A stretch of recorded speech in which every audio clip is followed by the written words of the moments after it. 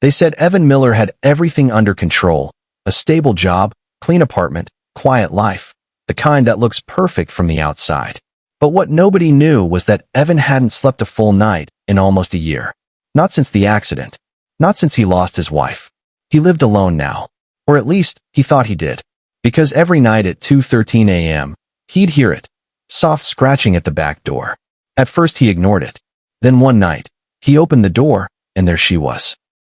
A small black and white dog with uneven fur, wearing a faded red collar and shivering from the cold. She stared at him like she already knew him, like she'd been waiting. Evan named her Piper. At first, Piper kept her distance, always watching him, always sensing when the grief hit hardest. On the nights Evan sat on the kitchen floor with his head in his hands, Piper would gently place her paw on his leg, the same way his wife used to touch his shoulder when he spiraled. It almost felt like she'd been sent. Weeks passed, and one evening, Evan noticed Piper staring intensely at a dusty box on his shelf, the one he never opened. Inside were his wife's old photos, things he avoided because the memories hurt too much. But Piper nudged the box toward him, whining softly. And for the first time in a year, Evan let himself remember. He cried into Piper's fur until sunrise. That morning, something changed.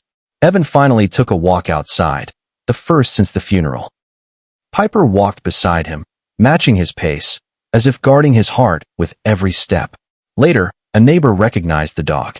She had belonged to an elderly widow 2 blocks away, a woman who had passed away quietly in her sleep. Since then, the dog had been wandering from house to house, but somehow, she chose Evan. Maybe broken souls find each other. That night, Evan whispered, "You saved me, Piper. Maybe you were hurting too." Piper curled against him. And for the first time in a long time, Evan slept peacefully. Not because the pain was gone, but because he finally wasn't facing it alone. Sometimes the right dog doesn't just walk into your life. They walk into your healing. If you enjoyed that story, hit subscribe and join the Echo Trove Tales family. There's more coming.